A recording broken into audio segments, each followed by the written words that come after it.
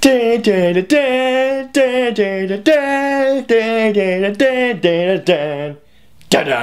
can't talk about Star Wars without at least doing a section of a score from this film. It's too hard to do.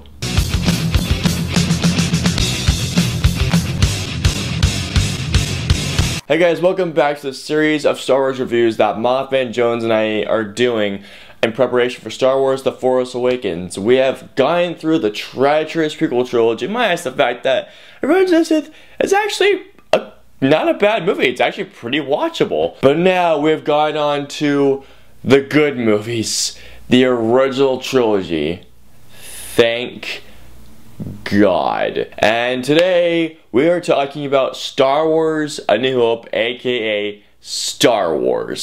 So Star Wars A New Hope starts off as that there's this war going between the rebels and the Empires, good and bad, and this war has been going on for quite some time now. And in the middle of all this, there is this man who is living on Tatooine named Luke Skywalker, who is this farm boy that has more aspirations to do more good for this world, and as a result, he gets thrown into this intergalactic war. Alright guys, so let's get into Star Wars Episode 4, A New Hope, aka Star Wars. I fucking love Star Wars A New Hope, aka Star Wars, seriously. I love this movie to death. This is one of those movies that, like every other reviewer I said out there on YouTube, literally, this is one of those movies that when I was a little kid, my dad, I think it was my dad, set me down to watch this movie with him and my brother and said, and we're watching this for a family movie night, and I could not tell you guys how blown away I was at the age of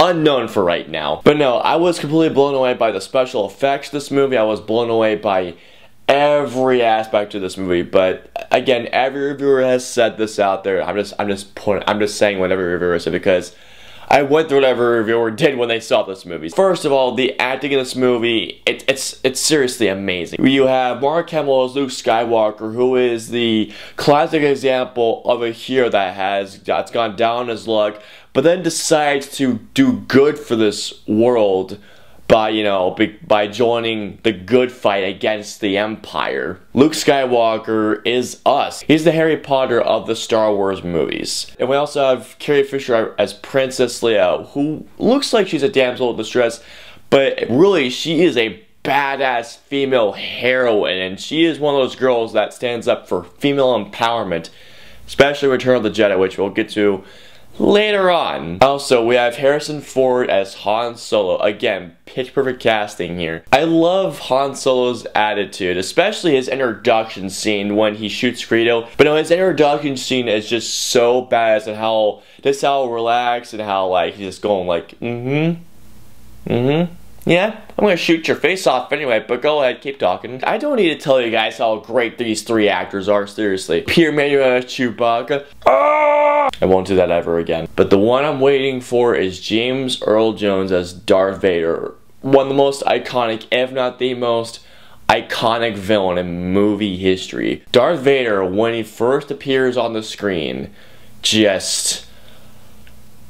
I'm getting goosebumps and just thinking about it. But also, James Earl Jones' voice, seriously, perfect. He is the perfect voice for this figure, seriously. Seriously, you couldn't have gotten such a better choice to play Darth Vader. James Earl Jones' voice, perfect. Also, the score by John Williams is just, there's only one word to describe this score, and that is epic. Seriously, the score of this movie is incredible. The visual effects, I was seriously still blown away.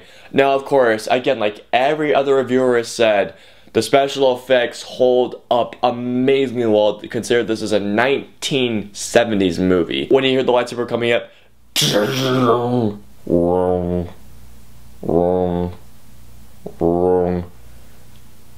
it's magical to hear the sound effect of the lightsaber. Also, I just gotta point this out, the sound effects in this movie, genius. The story is such a great science fiction story. I don't need to tell you guys how great the story is. You guys know how great the story is, seriously. It's a classic story. I'm dead serious. If any movie fan out there has not seen Star Wars,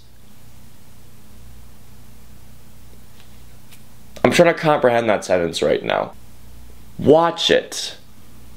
I'm serious. If you're a film fan and you've never seen a Star Wars movie, well, if you've seen the prequels, I apologize for you. But if you've never seen at least the original trilogy, you're missing out. Everything in this movie, guys, is just epic. I have no flaws in this movie. So overall, guys, Star Wars, do I need to explain anymore? It's one of the best science fiction films ever made. Now, is it as good as its sequel? Almost. Star Wars has influenced other films, it has influenced other directors out there, from its story to its direction, from its special effects to its acting, to everything. Star Wars is an amazing experience. You need to see this film if you've never seen it, especially if you're a science fiction fan. Guys, check this movie out. Come on, it's obvious. I'm giving Star Wars A New Hope a 5 out of 5. It's an amazing movie, seriously. If you have never seen Star Wars, fucking see it. Now those are my thoughts on Star Wars. MaffmanJones, tell us your thoughts on it, buddy. Alrighty. Okie dokie. I think right now, in this present time and moment, I'm ready to talk about some more Star Wars. It's not a Star Wars cup. It's an incredible pleasure to be back on Austin's channel again to be reviewing Star Wars A New Hope. Originally entitled Star Wars, changed to Episode 4, and then given the subtitle A New Hope. I forgot which order. It may have been the other way around. But anyway, George Lucas changes aside. This is the first Star Wars movie. It released in 1977, starring all your favorite characters being introduced. Got Mark Hamill as Luke Skywalker, Carrie Fisher as Princess Leia, and Harrison Ford as Han Solo, the man. This is the classic Star Wars story, the battle between good and evil, the Galactic Empire versus the Rebels, and we start with a little farm boy, Luke Skywalker, who I might get a little hate for this. When you're watching the movie and you don't really know much about the character, he could be a little bit of a whiny SOB. But it's okay, because it's supposed to be that way. He's supposed to seem like he has a lot of weakness in his character. But then he grows over the course of the trilogy, as we now see, to become one of the most formidable Jedis in the entire galaxy. But he starts off in this movie as a little wimp. But over the course of the film, organically and naturally, he becomes the protagonist, the hero that the film deserves. But yeah, it's all great. There's so many classic, iconic moments in this movie. I don't even know where to begin. Now, production was very troubled, and this is one of the first summer blockbusters before, because Jaws came first. Jaws set up the summer blockbuster, but Star Wars was a movie that just, boom, like the Big Bang, blew up, and it just took the world by storm. It has become the most lucrative and successful movie franchise of all time. You cannot deny that. The acting is all along fantastic. Harrison Ford is the greatest. He's charismatic and cool as Han Solo. He's a character that you want to be, because he just does, I mean, first of all, Han shot first, always. But, all of his scenes are great, and he's funny, and he's fantastic. Luke Skywalker, as I said before, he has a little character arc where he starts with a wimp, but by the end of the movie, you are rooting for him. You want him to get the girl. Maybe not Princess Leia, but you want him to get the girl, and you want him to succeed in blowing up the Death Star and getting Darth Vader out of the way. Because sequels have to happen. Of course, Darth Vader can't die in the first movie. No. Oh, also Chewbacca, played by Peter Mayhew. Here's my impression. What? That was so bad. Carrie Fisher as Princess Leia is the princess that you do not want to mess with, because she will F you up. She's great too. Alec Guinness brings the best acting presence as Obi-Wan Kenobi, and for the longest time I didn't understand why, when Darth Vader sliced him, why'd he vanish, but I just found out like a few years ago that he became a Force ghost, and he became one with the Force.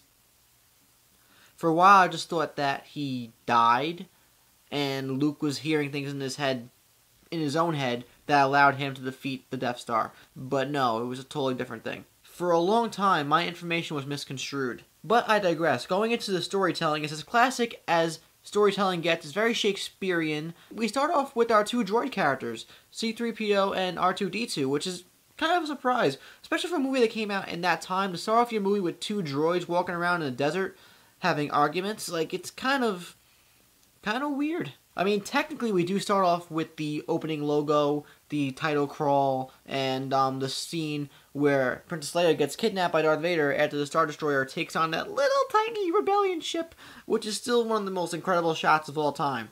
But after that, you're with the droids for a while until we get to Luke Skywalker, and the way the movie's paced and sets up all the characters is great. It's organic storytelling. You don't feel like any characters are being forcefully fed into the storyline. The exploration and the discovery of the worlds in this movie are also really awesome. You're introduced to so many aliens and so many characters in this movie, but nothing ever feels forced. It feels like you are slowly but surely getting through the story, but you're learning a lot along the way. You're in Yavin 4 at one point. You see Alderaan at another point. By the way, rest in peace, the billions of people who lived on Alderaan. Sucks. Yeah, safest planet on the galaxy, my ass. And then you're in Tatooine. There's so many places that you discover in this movie, and as a kid, if you're watching this movie, you are learning so much in such little time. In 2-hour runtime, you learn a lot about the mythology. Also, when there's action, for a film that came out almost 40 years ago. Almost 40 years ago. 4 decades. Can you believe that? That's crazy.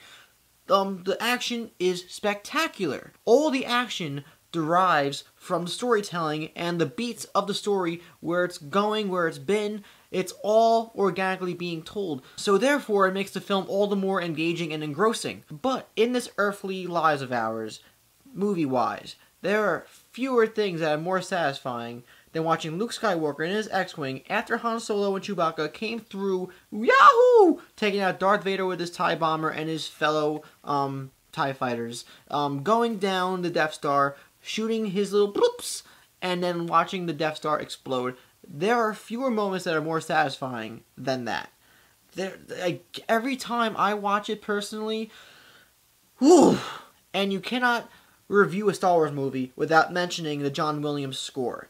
John Williams' score goes on levels that surpass and transcend anything in this life. But I have to say, in closing, Star Wars Episode 4, A New Hope, or as I like to call it, Star Wars, the original, is one of the best movies ever. It's classic storytelling, the acting is fun, the film is fun, you learn a lot from the atmosphere and the characters, the action is spectacular. For a movie that's almost 40 years old, it still holds up incredibly, and it's so impressive to me that a movie that came out that long ago has such an impact on people's lives, old and young. A New Hope is a MaffmanJones movie. It's 5 out of 5. It's just, duh. And that's it. Once again, I want to thank Austin for having me on his channel. It's great talking about the original Star Wars movies. Finally, months waiting. We were in agonizing pain talking about those other movies, but now we're in a safe place. And next month, you could see us review Empire Strikes Back. Ho ho ho, yeah, on my channel. But yes, peace out, guys. May the Force be with you always, and I'll see you guys next time. So that was MaffmanJones and I's review of Star Wars Episode 4 New Hope, just Star Wars. I need to call it Star Wars from now on. Thank you guys so much for tuning in as always. Next month, we're going to talk about my personal favorite film of the franchise, Empire Strikes Back. If you guys like this review, please like, share, and subscribe to see more content from me. Subscribe to MaffmanJones, and as always, guys, we will see you all next time.